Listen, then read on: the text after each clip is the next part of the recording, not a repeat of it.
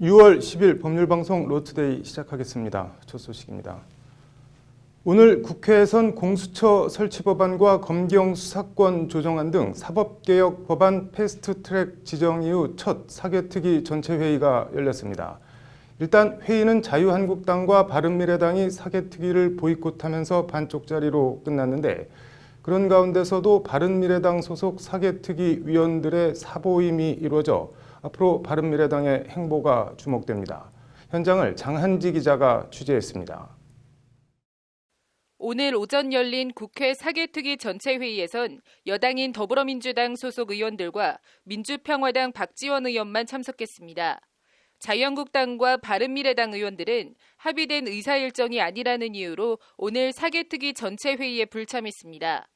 사개특위 야당 간사인 윤한홍 자유한국당 의원만 회의 초반 항의성 의사진행 발언을 마친 뒤 15분 만에 자리를 떴습니다.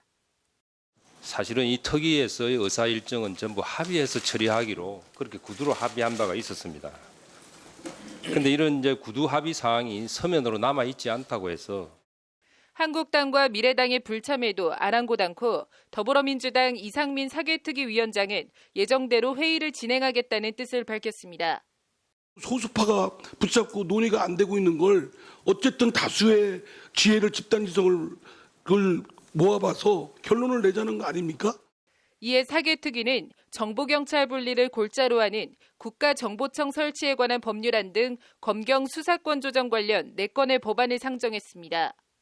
가장 당면한 문제는 6월 말로 정개특과 사개특위가 시한이 되는데 정상화해서 이걸 연장할 필요도 있지만은 그 전에 우리 사개특위를 매일이라도 열어서 이어진 질의응답 시간은 장자연 사건 등 경찰의 과거 부실 수사 논란이 도마에 오르며 의원들의 질타가 이어졌습니다. 저는 지금 이 사건은 경찰이 여전히 할 수 있었고 과거에도 할 수 있었고 지금도 할 수 있어요.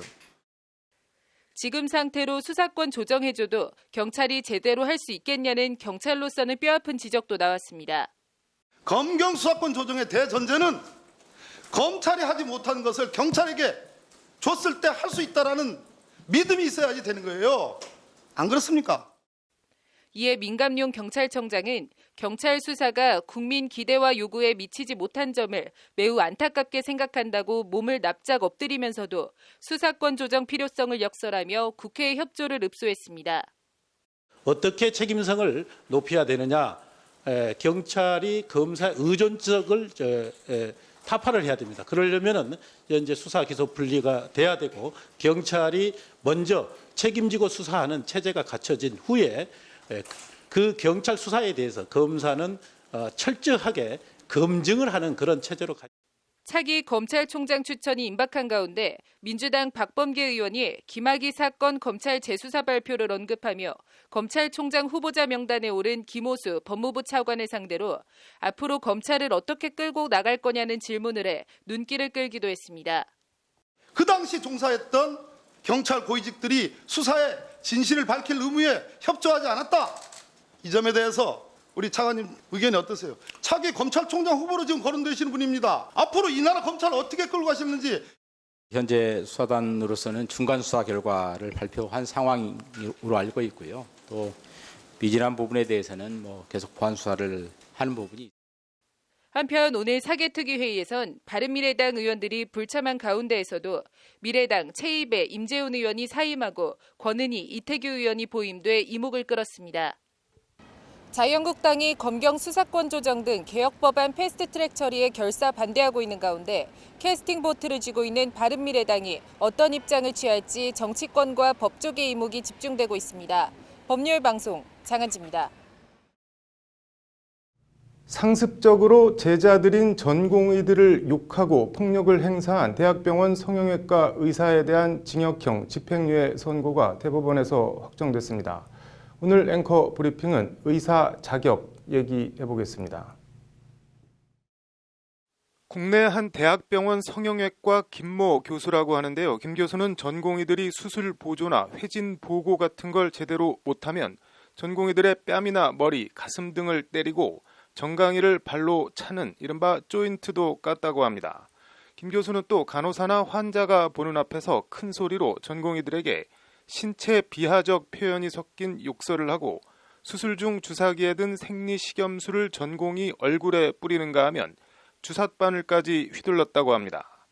김 교수는 결국 2015년부터 2017년까지 전공의 7명을 상습적으로 폭행하고 모욕한 혐의 등으로 재판에 넘겨졌습니다. 1심은 김 교수에게 벌금 500만 원을 선고했습니다.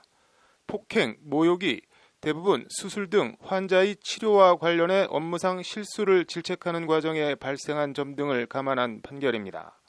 그러나 2심은 김 교수에 대해 벌금형이 아닌 징역 6개월에 집행유예 2년을 선고했습니다. 자신에게 교육을 받는 전공의인 피해자들을 오랜 기간에 걸쳐 습관적으로 폭행, 모욕한 것으로 그 죄질이 중하다. 1심 형량은 너무 가벼워서 부당하다는 것이 항소심 재판부 판단입니다. 김 교수는 이에 불복해 상고했지만 대법원은 오늘 원심에 법리를 오해한 잘못이 없다며 2심 형량을 그대로 확정했습니다. 상습 폭행과 모욕죄로 징역형 집행유예 유죄 확정 판결을 받았지만 김 씨의 의사 자격 유지엔 별다른 영향이 없습니다. 의료법은 의료행위 관련해 불법을 저질러 금고 이상의 형을 선고받거나 정신질환, 마약 중독 등의 경우에만 의사 면허를 정지하거나 취소할 수 있도록 하고 있기 때문입니다. 심지어 성범죄를 저지른 경우에도 잠깐만 납작 엎드려 있으면 별다른 문제 없이 의사생활을 계속할 수 있습니다.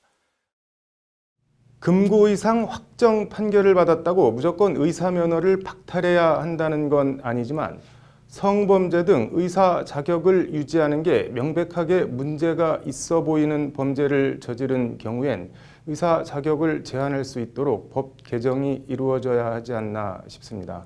앵커 브리핑이었습니다.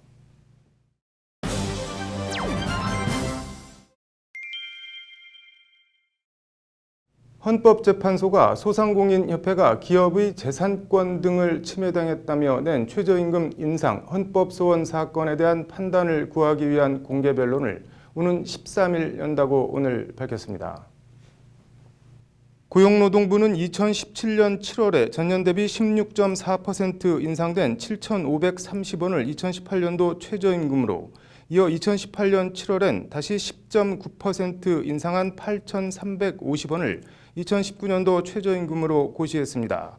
이에 소상공인협회는 기존 인상률의 3배에 달하는 수치로 최저임금을 인상해 기업의 재산권과 기업 경영의 자유를 침해했다며 헌법소원을 냈습니다.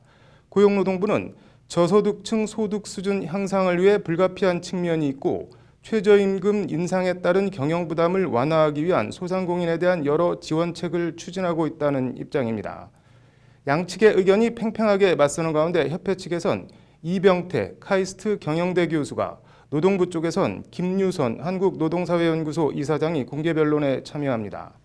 최저임금 인상이 기업 경영과 고용시장에 미치는 파급력 등이 논의될 이번 헌재 공개 변론은 오는 13일 오후 2시 헌재 대심판정서 열립니다.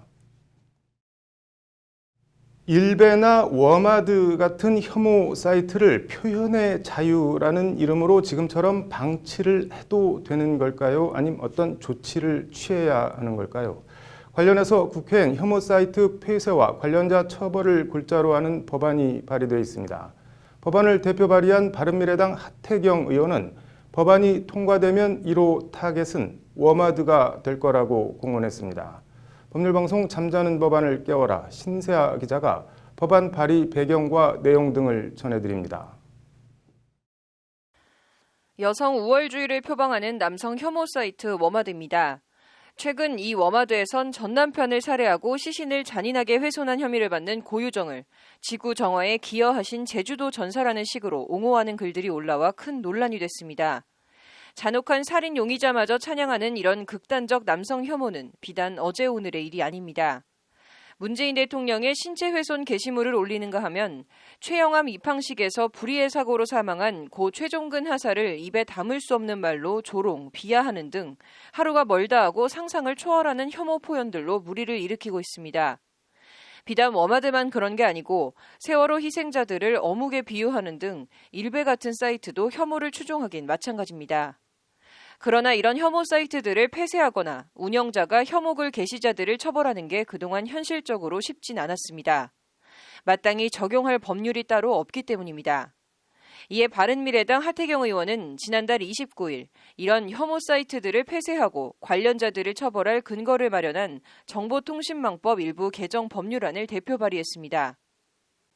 법안은 성별, 나이, 지역, 피부색, 장애를 이유로 한 비방과 조롱, 욕설, 음란한 부호, 문헌 등의 내용을 새로이 불법 정보로 규정하는 내용을 골자로 하고 있습니다.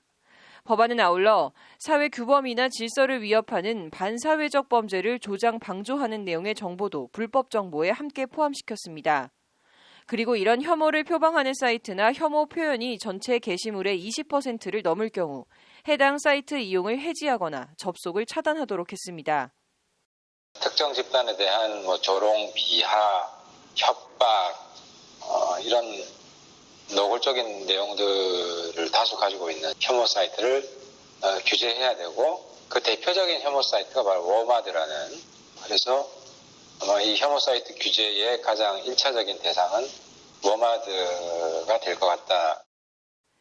법안은 사이트 폐쇄에서 나아가 혐오 사이트 운영자는 최대 징역 2년, 혐오 게시글을 올린 사람에 대해서도 최대 1년까지 징역에 처할 수 있도록 한 처벌 조항도 신설했습니다. 혐오를 유희나 놀이가 아닌 범죄로 다뤄야 혐오 표현이 근절될 수 있다는 것이 법안을 발의한 하태경 의원의 설명입니다. 일종의 혐오를 나쁜 짓이라고 생각하는 게 아니라 혐오를 놀이 내지 장난으로 생각해서 이것이 이제 범죄다라고 알아야 그런 혐오에 대한 예방 효과가 생기겠죠.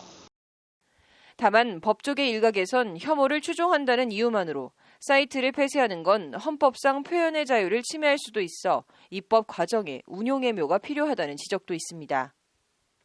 표현의 자유에 있어서 그 헌법재판소는 사후적 규제는 가능하지만 사전적 규제로서 아예 검열을 한다든가 홈페이지 자체를 폐쇄하는 것이 과연 정당한지에 대해서는 법조계에서 논란이 있다고 봅니다. 이것 자체가 법적으로 허용되는지 여부에 대해서는 상당히 의문이 아닌가 생각합니다. 어디서부터 어디까지를 표현의 자유로, 어느 선을 넘어가면 혐오로 봐야 할지 기준 마련 등 입법 과정에 풀어야 할 난제들이 적지 않아 보입니다. 혐오 사이트 폐쇄법이 실제 입법화될 수 있을지 주목됩니다. 법률방송 신세아입니다. 초중고등학교 등 학교 주변 200m 이내엔 정화구역이라고 해서 모텔이나 술집, 당구장 같은 이른바 유해시설은 들어설 수가 없습니다. PC방도 이 학생 유해시설에 해당하는데요. 그런데 이 정화구역 안에 이미 술집이나 노래방, 당구장 등이 영업 중인 상태에서 새로 개업하려는 PC방에 대해 교육당국이 영업 불허 처분을 내렸습니다. 법적으로 어떻게 될까요? 판결로 보는 세상입니다. 경기도 의정부라고 하는데요. A씨는 중학교 한 곳과 초등학교 두 곳으로부터 각각 135에서 181m 떨어진 상가 건물에 PC방을 운영하려 했으나 교육당국이 이를 불허했습니다. 이에 A씨는 의정부 교육지원청을 상대로 금지행위 시설 해제 신청 거부 처분 취소 소송을 냈습니다. PC방 영업을 할 수 있게 해달라는 취지의 소송입니다. 1심은 A씨 손을 들어줘 원고 승소로 판결했습니다. 적절히 통제한다면 청소년이 여가를 즐기고 스트레스를 해소하는 긍정적 측면도 있다는 것이 1심 재판부 판단이었습니다. 항소심은 그러나 1심 판결을 인정하면서도 PC방 영업을 거부한 처분이 타당하다는 1심 결론과 정반대의 판결을 내렸습니다. 서로 다른 학교 학생들이 PC방을 이용하는 과정에서 금품 갈취나 폭행 같은 비행 행위가 일어날 가능성이 높으므로 영업 불허 처분은 정당하다는 것이 항소심 재판부 판단입니다. 주변에 이미 유해시설이 여럿 있는데 PC방 영업만 불허하는 것은 정당하지 못하다는 주장도 재판부는 받아들이지 않았습니다. 초등학생이나 중학생들이 주점이나 당구장 등을 이용하는 횟수나 이용 행태와 PC방의 경우는 다르다. 따라서 학생들에게 미치는 영향도 다르게 봐야 한다는 것이 재판부 판시입니다. 주 통학로가 아니라는 주장에 대해서도 항소심 재판부는 주변에 학원들이 영업 중인 만큼 교육 환경에 영향을 적게 준다고 볼 수 없다고 판단했습니다.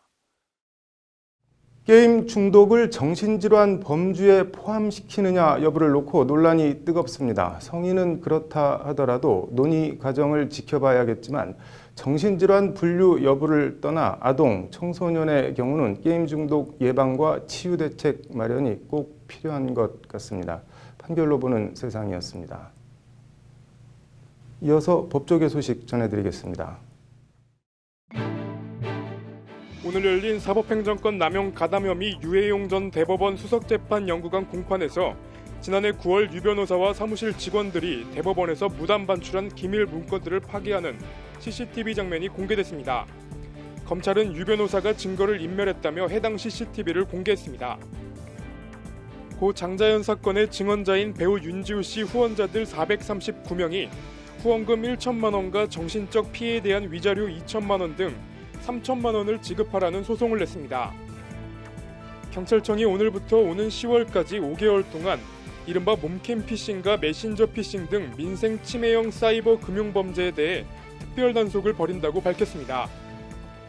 최근 의료 분쟁이 늘고 있는 가운데 한국소비자원이 오늘 서울중앙지법 의료전담 재판부와 간담회를 열고 효율적인 의료 분쟁 해결을 위한 협력 방안을 논의했습니다.